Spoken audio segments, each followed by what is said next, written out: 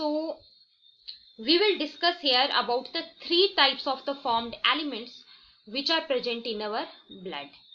So the first one, that is our erythrocytes. Erythrocytes are called as the RBC or red blood cells. So first point here is the 5.5 million. 5.5 million. That means a healthy adult man has on an average 5 million to 5.5 million. This is the important data, NCERT data. A healthy man has on an average 5 million to 5.5 millions of RBCs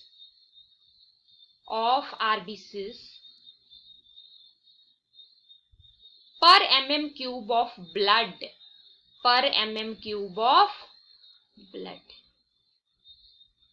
So what is the 5.5 million here? That is the data.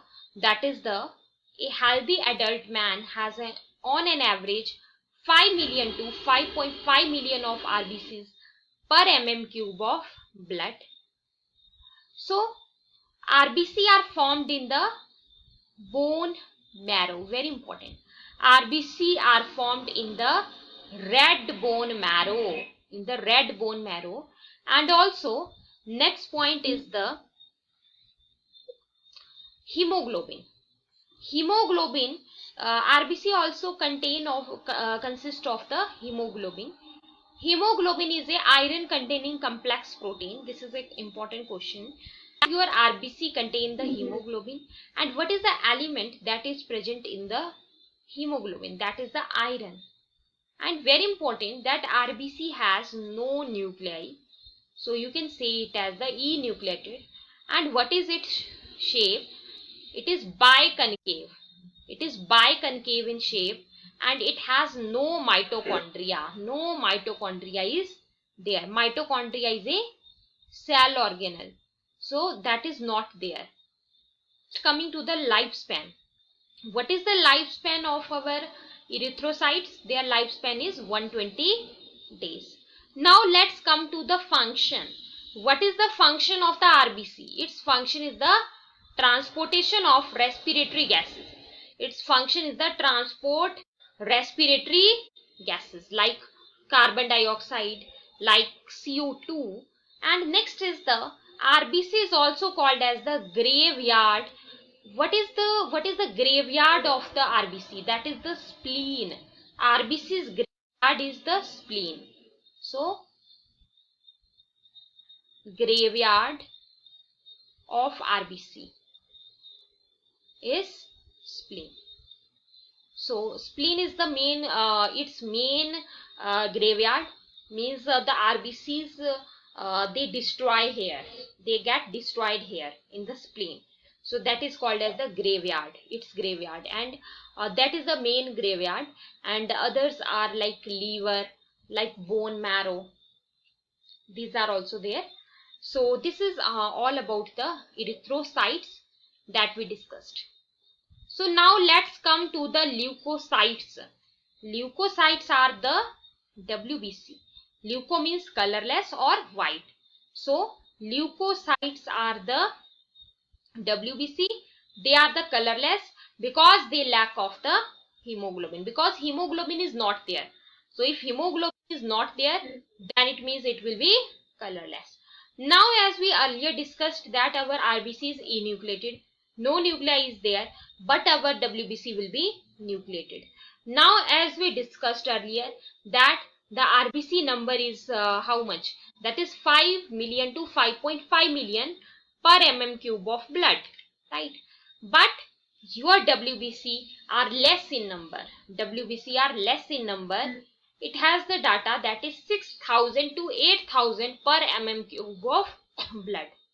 6,000 to 8,000 per mm cube of blood. And as we discussed that our RBC has the lifespan of 120 days. right? But if we compare between the WBC and RBC, then our WBC are short lived. Our WBC are short lived. So we have two main categories of WBC. We have two main categories of WBC. This is a flow chart. So what are the two main categories of the WBC? First one is the granulocytes. Second one are the agranulocytes. Granulocytes and our agranulocytes. Okay, so granulocytes. Granulocytes includes, it consists of further three types: neutrophils, basophils and eosinophils. Neutrophils, eosinophils and basophils. These are our granulocytes. Now agranulocytes are lymphocytes and monocytes. And we have two types of lymphocytes. We have two types of lymphocytes. What are those two types of lymphocytes? B lymphocytes and T lymphocytes. Clear? So we have T lymphocytes and we also have the B lymphocytes. Now let's move further.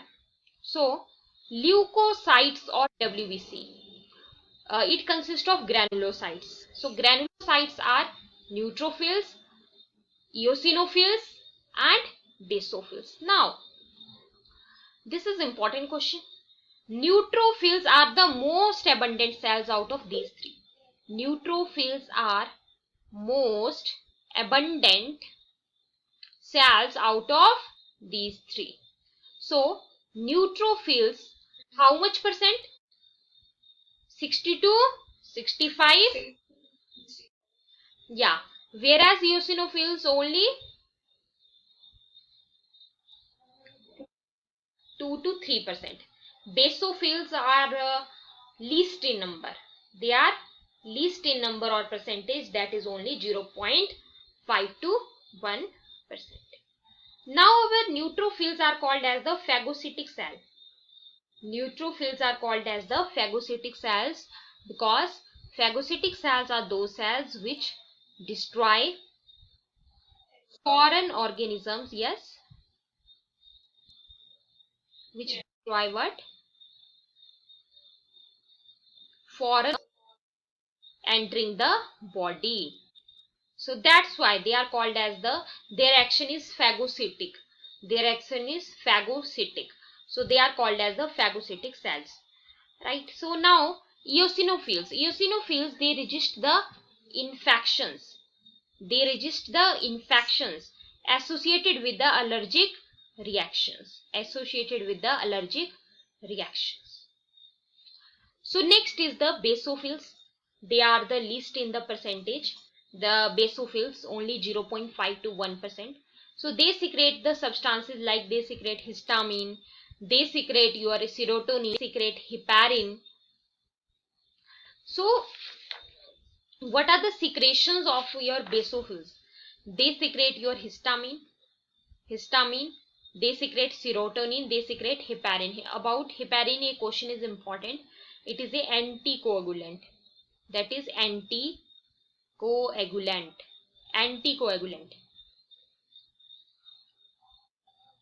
And in our body it is released from the liver.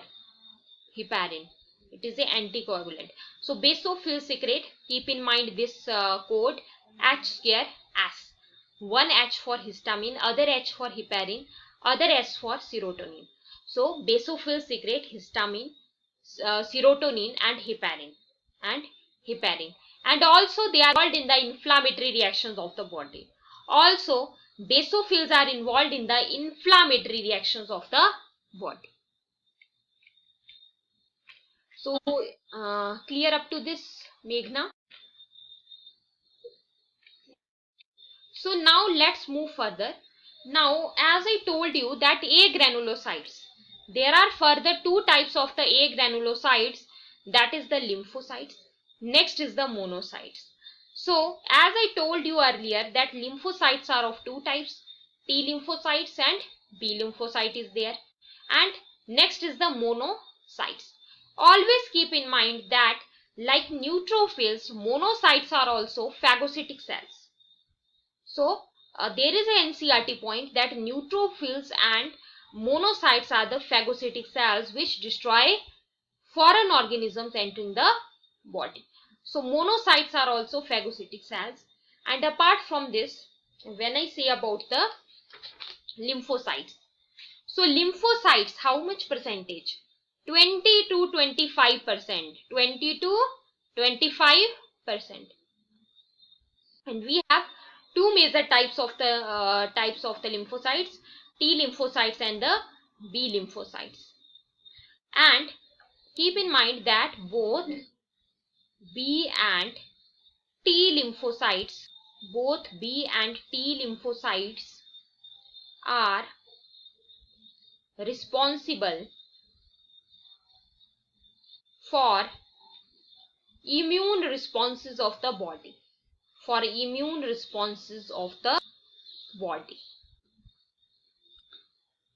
Both are responsible for the immune.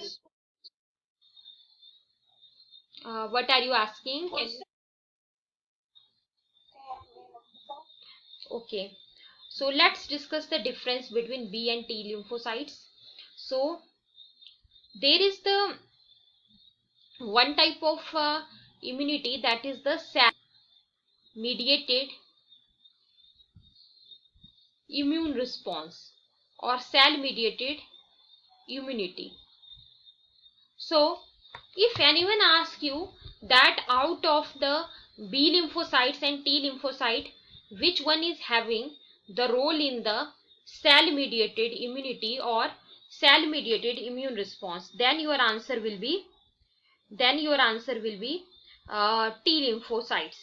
And next is the which one is having role in the antibody mediated immune response or antibody mediated immunity. So your answer will be B lymphocytes there, right? So let's discuss it in the difference form. So here we will write the difference between B lymphocytes. First is our B lymphocytes, second one is our T lymphocytes.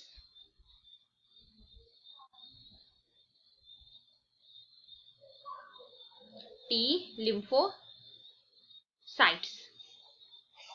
So as I told you that B cells or B lymphocytes form antibody mediated immune system. So in short we call it as the AMIS. As our T lymphocytes form cell mediated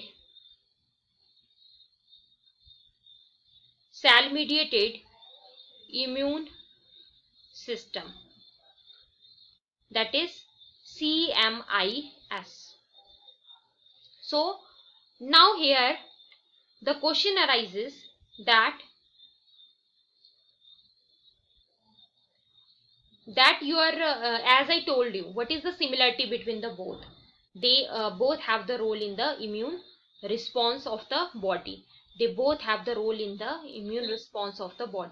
Right? So second point, your B lymphocytes, they defend against the viruses and bacteria that enter the blood and lymph. They defend against the, first is the virus, second is the bacteria that enter where? That enter the blood and lymph. Lymph is also a colorless fluid, right? Whereas our T lymphocytes, they defend against the pathogens, including, means they defend only against the bacteria and viruses, B lymphocytes. Whereas T lymphocytes, they defend against the pathogens including protists and fungi also that enter the cells. So see, Your T lymphocytes, they defend against the protists and fungi, whereas the